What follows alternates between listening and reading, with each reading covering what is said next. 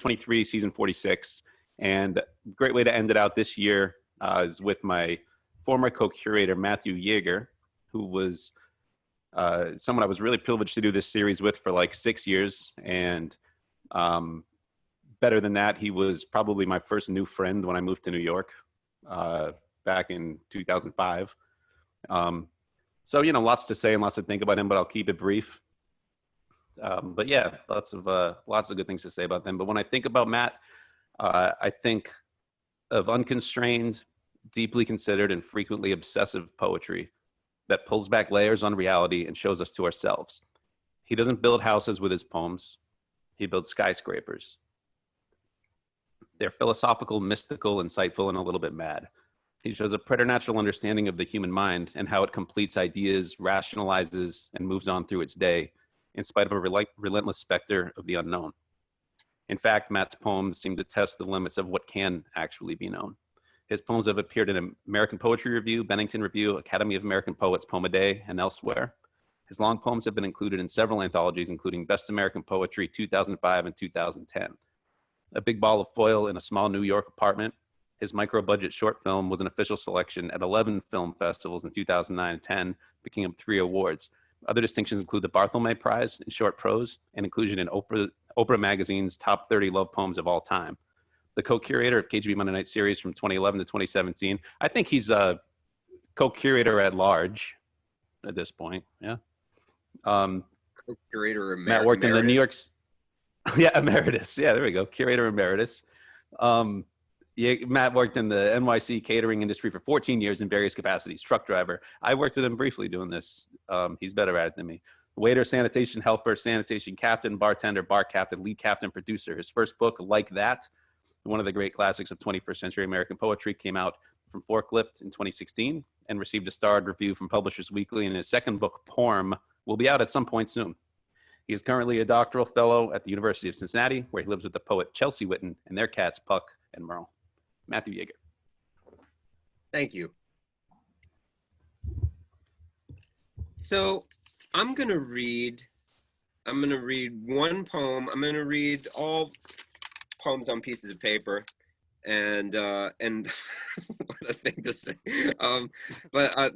This first poem, it's kind of fun. It's the shortest poem that'll be in Porm. It's the first poem, and it's the only one that fits in a reading without taking up almost all the reading.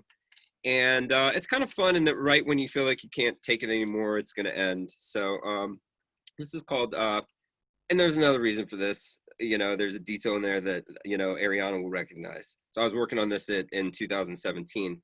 Walk with your head down, trash compact. Tube TV turned on its side, fire hydrant, iron street teat, dresser with no drawers, same ruin as a dresser with one drawer missing. Old ice, thick-caked brown. Walk, poet, walk with your head down. Horizontal Christmas trees, street trees, solitarily confined in iron squares, smaller than New York apartment showers, roots like a bound foot. That's a hand truck pin, plumped clear bags of shredded tree meat, U-lock locking no bike, someone's scarf, crumpled greasy paper bags popcorning out a corner metal can in an area around the can, like an 80s NBA center's shot chart. Your own shoes, their tops, wavy gray shadows from branches overhead, white paper plate ruffle rimmed, foil scrap, hot dog bun ends, cheap female party shoes, deckled wrappers, donut shop, upwind a block, a license plate, jersey, orange bits of cab fender. Walk, poet, walk with your head down, dog shit, a little dog, but come on, black spots of spat out gum, balloon bits, a curled ATM receipts, purple thinness, a rat, there he goes, tartan plaid suitcase with zipper broken, leaves all of a type, all down one side of a street, bicycle inner tube, a long black deflated burnt sausage, what is not a dollar bill upon bending over, a roofing nail on shingleless 44th Street. It's like finding a crab scuffling on the top of Mount Monadnock. Walk, poet, walk with your head down, overhead projector, probably 50 years old, with a crack, a banana peel, thought of crap, reels of tape, hang tags, those shoes worn by men who work dressed as statues of liberty every tax season, b-ball shoes beneath oxidation green robes, one particular smashed white tic-tac, the seat that is every Siamese standpipe, all the hideous flowery seat cushions, and no one ever thinking to put a cushion on the standpipe, shoe heels ground at angles, over pronation, tube TV turned on its side, fire hydrant, daggone it, is this a circle? Is it already a circle? Shoot, walk, poet, keep walking with your head down and see. See what? Mind's actions, seasons, time itself as it plays out shin level. All this is dandruff, shook. All this is apartment phlegm, hacked. All this is dead skin, sloughed, portigo rerum, cough drops, sucked on and then spat out on subway steps. Who among us isn't finishing his cough drops, or has some pitiable soul in a fit of coughing coughed out his attempt at stopping coughing? Poet, your eyes are two sponges on sticks, and you tap them along like a pair of canes, and you rub them along and they get dirtier.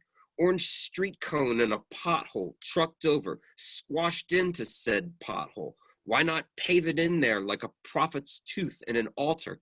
Curbside piles of black trash bags, maybe hiding fire hydrants, rubber bands, all colors, free and still working. They fall off the handles of mailmen's carts.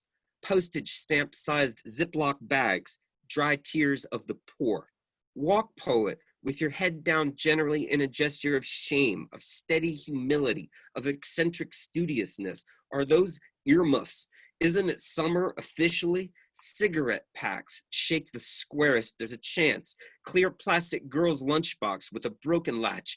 Poet, if you are waiting for a scratched off lotto ticket to come scraping along, touching your foot, waiting to be flung into cartwheels by the gong music of shock, that's fine. If you dream amidst this refuse a diamond large enough to have a kid on, huddled under some bent soda can glittering, that's good, as long as you keep your eyes low so the eyes of men don't deter you.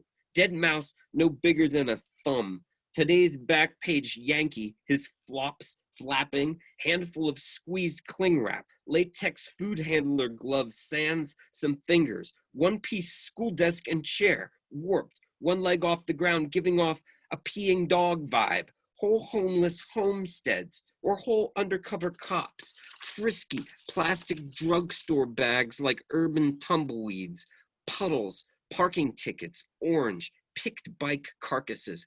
Oh, keep walking, poet, walked with that head down low, peeled back deli coffee lid tabs like small white flicks. Come in, little playful sunsplash like a sidecar next to me. Come in, I have no door. Join what's here, ever more compact, packed tighter and denser like a star about to go boom.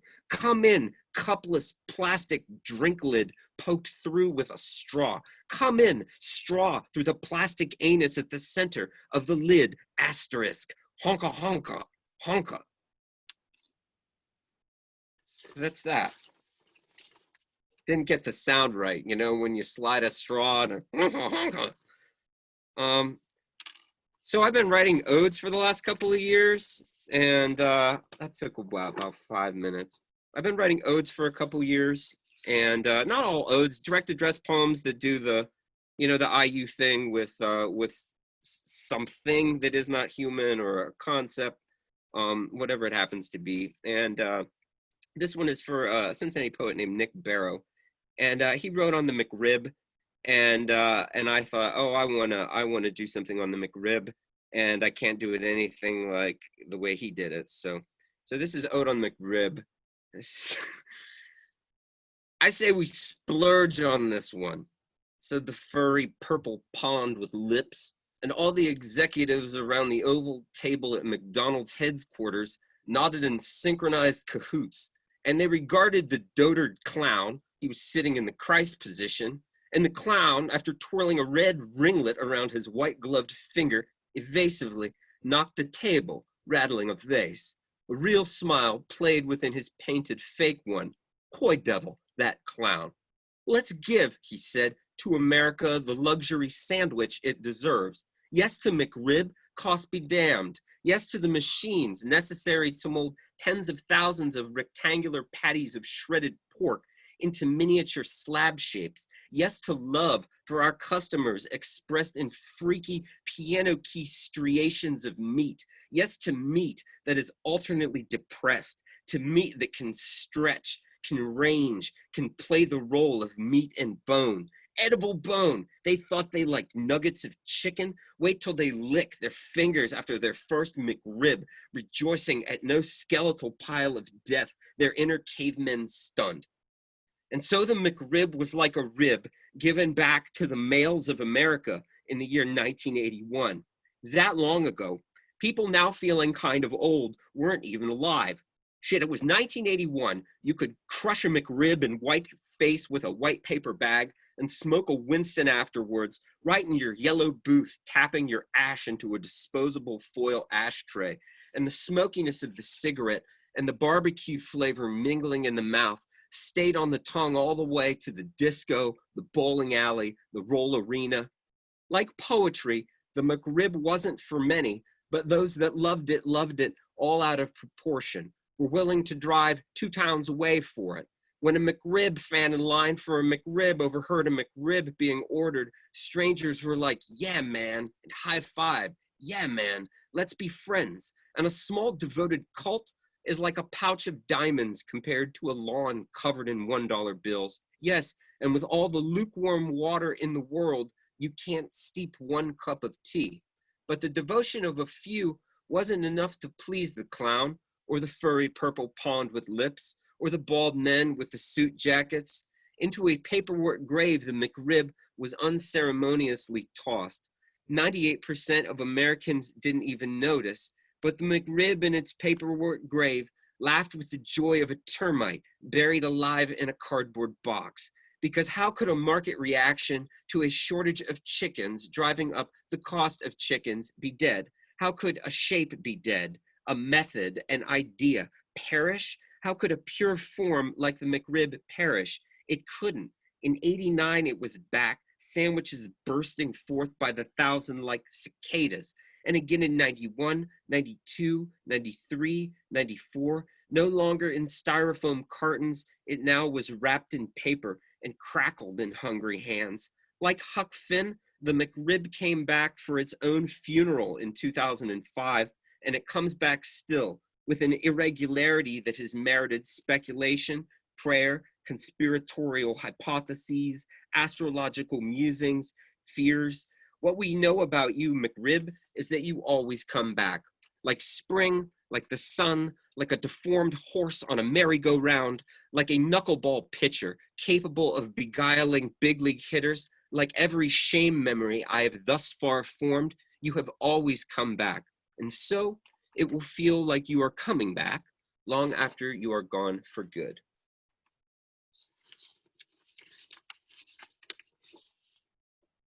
All right, so that one was like, these are kind of more personal, I think.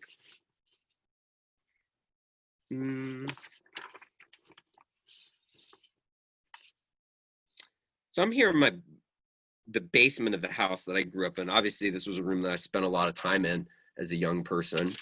And I don't know, a lot of the objects in this house have been here for, you know, as long as I have been here on Earth. And so this is one. And, you know, and through these objects, a lot of times you can access memories.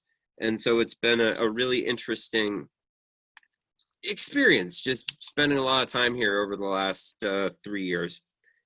And so this is to a big red plastic baseball bat.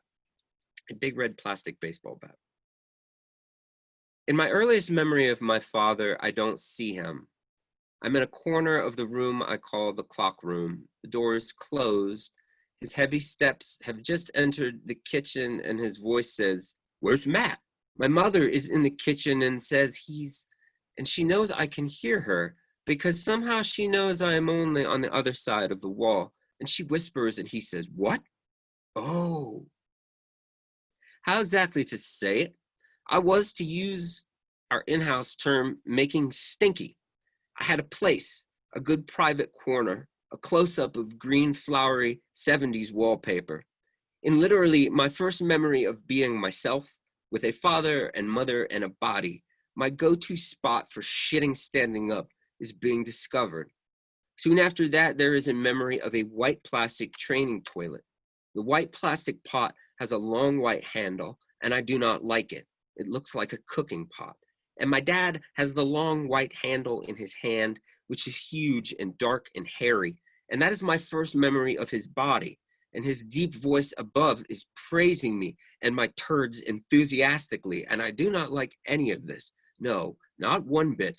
But I can't see in my mind's eye the face of the man I have loved more than all other men put together until he sits on the bed in the white V-neck t-shirt. He has taken off the blue button down with short sleeves he wears over the white V-neck t-shirt.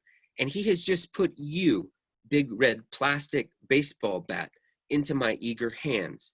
You are nearly as big as I am, but light as air, and I am gripping you and waving you and feeling the rush of gripping you and waving you, and he is gently turning me sideways, using only his voice, and I am doing what he says. I am facing the doorway, twisting only my neck. There, he says, stay just like that. He says, now just watch the ball, but that's already my plan. This is baseball, and I am up. Because of you, red plastic bat, I am up. And when a wiffle ball, bigger than a softball, is underhand tossed from a few feet away, and when I swing you, you are so big and red and swingable, and when I hear the buoyant doink you make on contact and feel the vibration travel from your big, forgiving barrel, I acquire my first memory of earthly joy. The wiffle ball claps against the wall. Home run, my dad bellows. Home run! Back in that house, back in that room now so small, with washer, dryer, unsold hospital bed, I count the steps from one baseboard to the other. My first home run, 13 feet.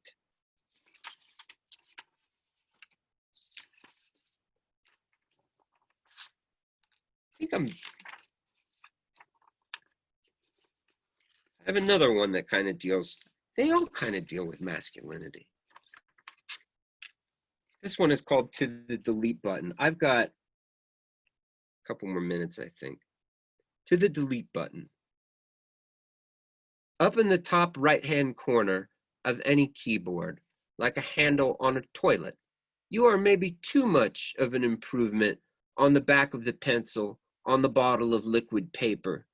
Delete button, you are a wide sort of button, wider than the button for any symbol you might undo. Like a brake pedal, your width is sensible, though like a brake pedal, frequency of use tends to correspond to less overall skill. I can still write just fine by hand, thanks, say many writers, and I say that too, and I am probably dreaming. Delete button, I never write anything seriously without you. I touch you more than any key save the space bar. Oh, I tap you like a sped up rat. I hold you down and watch you go, watch you swallow lumplessly. You amaze me. Delete button, I am pretty sure you have secretly retrained the whole tapping, clicking, word processing mob of all of us. Right under our finger, you have changed literature like the pill changed sex, like the stirrup changed 12th century horse warfare. You are like a safety net that is actually a trampoline. We can try so much more because of you. And so we do. Wiper outer of false starts, mulligan manufacturer, reset button on the gray Nintendo, max high difficulty cartridge of poetry, creator of cool bad mood holes, turner of chicks into eggs. What can't you unsay? Typos, awkward phrasings, all of Shakespeare. It's all the same to you. You're like a rooster. A rooster, said Bly, will scratch up a Rembrandt, same as a newspaper, if it's left on the floor of its crate.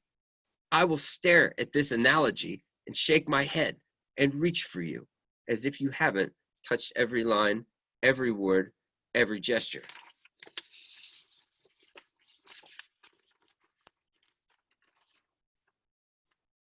I'll do one more, I guess, looking at the time. I'm gonna stay on this masking. This is the Oh man, I have an ode to the little lightsaber that Darth Vader has, the Darth Vader 3 and 3 7/5 inch figurine, and I really like that one, but I forgot the figurine. It's anyway. I'm gonna read this one. This is To Toughness. To Toughness. You are among the most important things a body can have, certainly as important as looks, talent, money, coordination, brains, savvy, connections. Probably you are up there with compassion, fairness, work ethic, and love. Toughness, would you believe I coveted you from age 3? Already the concept of you was in my bobbly toddler head somehow. I fell running up the back sidewalk. Be tough, Matt, tough, I ordered, but I ripped through my 3-year-old supply of you near instantly. When I saw my knee, I cried, Mommy, which is the opposite of you. Toughness, you can only be measured by being put to a test. Otherwise, you exist in unknown quantities, like the amount of mass in a body. And the tests can be scheduled like wrestling tournaments or marathons, or they can come like pop quizzes, which are actually pop exams, 18 hours in a hospital being stitched, casted, kept awake. Like birthday candles, toughness, one could count on more of you each year. I remember finding a bit more of you than I'd had when at 8, I innocently punched my baseball glove's pocket and a bee was in it. Out in left field, the youngest on that team, I shook the dying bug off my knuckle and I could feel myself maybe not having enough of you. But toughness, you are like gasoline. Barely enough of you is enough of you. Because of that, I escaped the inning without weeping and got to show some third graders a white pierced knuckle and a splotch of red. And I got to feel like you were finally in me. And what a feeling. Because of you, I prevailed over one poor bee and went and drew a walk that is far more vivid than any event this month will likely prove. With you, toughness, life becomes livable. At the utter absence of you, we'd be too frightened to slide down a slide or drive a car or do anything that has brought us joy or just to high school. We'd be too afraid even to open a piece of mail, to leave any line in any poem undeleted, to ask someone out on a date, to visit our sick, to bury our dead. Toughness, I have seen you spread from person to person. You can infect a locker room, infect a whole town. A grandmother can pour you into tiny ears as the words of her story. You can even spread by words printed on pages. As a 5th grader, I read of the Shawnee warrior Tecumseh being trained as a boy to dive to the bottom of a freezing pond and stay a bit longer each day for a month. Wow, I need to quit being such a wimp, I thought, curled in a bed, turning pages, slurping a Dr. Pepper. And I imagined a freezing pond all around me and a number climbing each day to a new height. Toughness you can spread. You can spread from suffering eyes to witnessing eyes. You can deceive by not looking like we expect. My dad's buddy Dick told me my dad had as much of you as any man he ever knew. And Dick had been all pro, a Chicago Bear on a roster with Ditka and Butkus. For all that vaunted toughness, my dad laid for months by day in dark. Get up, I'd think. Get up if you're so tough. Every year was more complicated. The broken thing in his head broke further. The lawn every few months was bright and loud in the dark as a circus because Big Bob's way wasn't just to go. I wept with anger at the seriousness of my feelings, which I felt were far too serious, then went to high school and babbled cheerfully, dissecting pigs. Toughness, you are so strange. You shift shapes, shift forms. You speak as words inside us. You hold us silent. You become something we depend on, utterly, for everything. Then you randomly take a break from your job of holding us together. A rather important operation, the outward self, falls apart, and we wonder where you went. What did we do to lose you? Toughness, there have been times where you totally fucking abandoned me. In the office with the principal and the priest, you just let me sit there and weep. At no point did you intervene, or maybe you did. Maybe you knew your limits. Maybe you knew there are more powerful forces in this universe, and you handed me over into their grip. Thank you.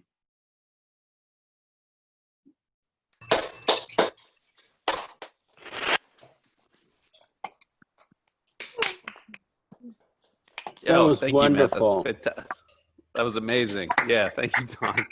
Yo, great stuff, man. Thank you, Matt. That was great. Thank Yeah, you. nothing to add there, man. That's great. I'm Do stopping we the recording. take 2 minutes and then come back?